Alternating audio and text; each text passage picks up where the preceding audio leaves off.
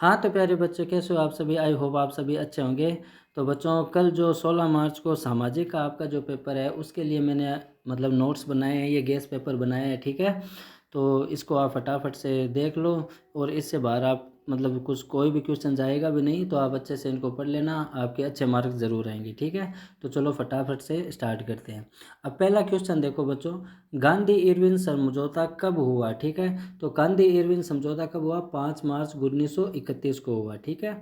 फिर जो second question है, 1929 में कांग्रेस के लाहौर अधिवेशन के अध्यक्ष कौन थे? तो वो थे पंडित जवाहरलाल नेहरू, ठीक है। तीसरा क्वेश्चन, हिंद स्वराज पुस्तक के लेखक कौन थे? तो वो थे महात्मा गांधी। चोरी चौरा कांड किस वर्ष में हुआ था? वो हुआ था 1922 ईस्वी के अंदर, ठीक है। पांचवा क्वेश्चन, जलियांवाला बाग हत्याकांड कब वह कहाँ हुआ? तो वो हुआ था 13 अप्रैल 1919 में और अमृतसर के अंदर हुआ था, ठीक है। ब्रेटन वुड्स की जुड़वा संतान कौन है? तो वो है विश्व बैंक व अंतर्राष्ट्रीय मुद्रा, ठीक है। उसके बाद सातवां जो क्वेश्चन है, दलित वर्ग एसोसिएशन का गठन कब हुआ? तो दलित वर्ग एसोसिएशन का गठन सन 1930 ईस्वी के अंदर हुआ था। पूना समझौता कब और किसके मध्य हुआ? तो पूना जो समझौता है वो 1932 में हुआ और महात्मा गांधी व डॉक्टर भीमराव अंबेडकर के बीच में हुआ था। रीडर पेस्ट नामक पशुओं की बीमारी कब व किस महाद्वीप में फैली थी? तो वो 1980 में फैली थी और कहाँ फैली थी? अफ्रीका के अंदर। उसके बाद जो 10वां क्वेश्चन है, कौन सी बीमारी अमेरिका में स्पेनिशो सैनिकों द्वारा फैली थी, यानी स्पेनिशी सैनिकों द्वारा फैलाई गई थी, ठीक है। तो वो है चेचक। आर्थिक महामंदी की शुरुआत कब हुई? तो वो हुई 1929 ईस्वी के अंदर। इंग्लैंड में कौन सा शहर फिनिशिंग सेंटर के नाम से जाना जाता है? तो वो है लंदन शहर, ठीक है। स्पिनिंग जेनी मशीन का निर्माण कब व किसने किया? तो जेम्स हरग्रीव्स ने 1764 ईस्वी के अंदर किया था। प्रिंटिंग प्रेस का निर्माण कब हुआ या फिर किसने किया? तो चौहान से गुटनबर्ग और 1448 ईस्वी के अंदर इसका प्रिंटिंग प्रेस का निर्माण हुआ था, ठीक है।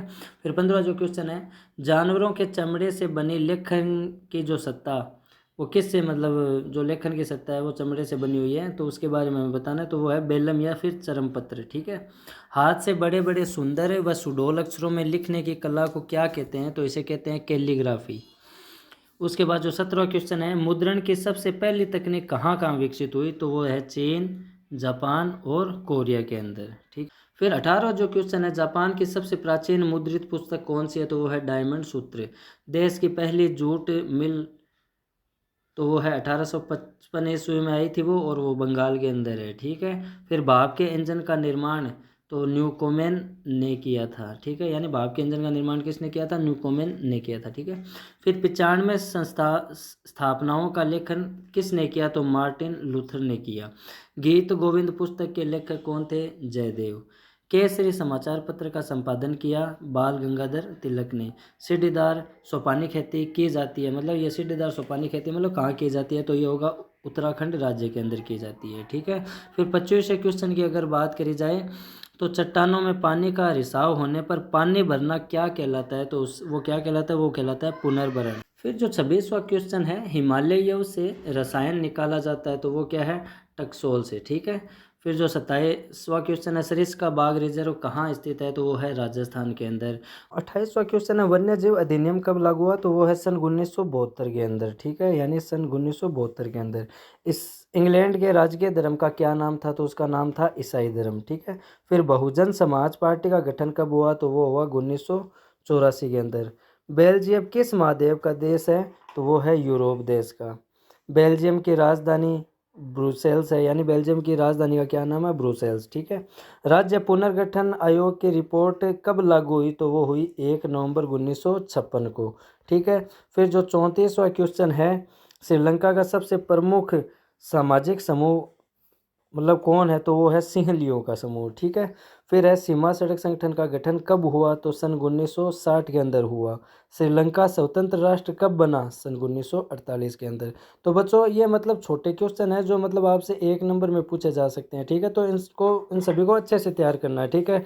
कन्फर्म इन्हीं में से आपके नंबर अच्छे बन जाएंगे, ठीक है। उसके बाद आगे के क्वेश्चन की अगर बात करी जाए, तो राजस्थान के अर्धशुष्क व शुष्क क्षेत्रों में प्रयोग की जाने वाली जन संग्रहण प्रणाली क्या कहलाती है? तो वो कहलाती है टांका, ठीक है। करेंसी नोट कौन जारी करता है, तो वो है भारतीय रिजर्व बैंक। किस क्षेत्र में अल्प रोजगार सर्वाधिक मिलता है, तो वो है कृषि क्षेत्र। ठीक है, फिर कुछ परिभाषाएं बच्चों आपको याद करनी है, जैसे कि वैश्वीकरण से क्या अभिप्राय है, या वैश्वीकरण के बारे में बताओ, निवेश के बारे में बताओ, प्राथमिक क्षेत्र, मध्यवर्ती वस्तुएं, अंतिम वस्तुएं, कोटा या फिर निवेश। तो ये कुछ परिभाषाएं हैं जो आप मतलब याद कर लेना। ठीक है, उसके बाद में कुछ मतलब बड़े क्वेश्चंस की अगर बात करी जाए, तो बड़े क्वेश्चन में देखो आपको ये याद कर लेने हैं, यानी इनको आप अच्छे से याद ही कर लेना, इनसे बाहर कुछ नहीं जाने वाला है। ठीक है, तो ये बड़े जो क्वेश्चन है वो है मतलब जैव तथा अजैव संसाधनों के बारे में मतलब समझाओ, या फिर काली मृदा या मरुस्थलीय मृदा की जो विशेषता है उनके बारे में बताओ, जल दुर्लभता के बारे में बताओ, या फिर जो बहुउद्देश्य परियोजना है उसके बारे में मतलब समझाओ, अंतर्राष्ट्रीय संसाधन क्या होते हैं, या फिर संघवाद व इसकी विशेषता के बारे में बताओ, श्रीलंका में जो जातीय संघर्ष हुआ उसके बारे में वर्णन मतलब पूछ सकता है। ठीक है, या फिर चावल गेहूं की कृषि के लिए भौगोलिक परिस्थितियां क्या थी उसके बारे में पूछ सकता है। ठीक है, फिर गहन जीविका कृषि या रोपण कृषि या वाणिज्यिक कृषि, यानी एक कृषि से रिलेटेड एक क्वेश्चन ये आ सकता है, यानी कि तीन ये जो है गहन जीविका कृषि या फिर रोपण कृषि या फिर वाणिज्यिक कृषि, इनमें से मतलब कोई एक आ सकता है। ठीक है, फिर लैंगिक विभाजन या लैंगिक विषमता के बारे में मतलब टिप्पणी दीजिए या इसके बारे में समझाइए, ये क्वेश्चन भी मोस्ट है। ठीक है, फिर राजनीतिक जो दल हैं उनके बारे में पूछ सकता है। उसके बाद भारतीय राष्ट्रीय कांग्रेस व जनता पार्टी की जो नीतियां थी उनके बारे में वो आपसे ज़रूर पूछ सकता है। ठीक है, तो ये सारे बच्चों मोस्ट इम्पोर्टेंट क्वेश्चन हैं, इनसे अल्लाह इनके मतलब इनसे बाहर कुछ जाने वाला नहीं है, तो आप इनको अच्छे से तैयार कर लेना। ठीक है, क्योंकि आज का दिन है और कल तो आपका एग्ज़ाम है ही। अब ये कुछ क्वेश्चन और हैं, आप इनको भी अच्छे से देख लो, जो है कि लोकतंत्र तथा आर्थिक विकास के मध्य संबंध मतलब बताना है। ठीक है, लोकतंत्र की विशेषताएं पूछ सकता है, खुली बेरोजगारी तथा प्रच्छन्न बेरोजगारी के बारे में ये मोस्ट क्वेश्चन लग रहा है थोड़ा और ज़्यादा मतलब। ठीक है ना, यानी एक तो लोकतंत्र की विशेषता है या फिर खुली बेरोजगारी या प्रच्छन्न बेरोजगारी, ये क्वेश्चन 100% आ सकता है। ठीक है, संगठित क्षेत्र या असंगठित क्षेत्र के बारे में बताइए, औपचारिक ऋण स्रोत व अनौपचारिक ऋण स्रोत के बारे में बताइए, बैंक के क्या काम है, मतलब बैंक क्या क्या काम करता है। ठीक है, उसके बारे में पूछ सकता है। एक ये मोस्ट क्वेश्चन लग रहा है, वैश्वीकरण के बारे में मतलब बताइए। ठीक है, फिर उपभोक्ता को क्या क्या अधिकार प्राप्त हैं, ठीक है, उनका वर्णन वो आपसे मतलब पूछ सकता है। तो ये सारे मतलब बड़े क्वेश्चंस के में आ सकते हैं। ठीक है, फिर रूमानीवाद या उदारवाद के बारे में समझाइए, या मुद्रण क्रांति व इसके क्या प्रभाव थे उसके बारे में पूछ सकता है। एक ये सिल्क रूट वाला भी इम्पोर्टेंट है। ठीक है, फिर महानदी क्या थी और इसके क्या कारण थे इसके बारे में वो पूछ सकता है, और काली मृदा व मरुस्थलीय मृदा की विशेषताएं।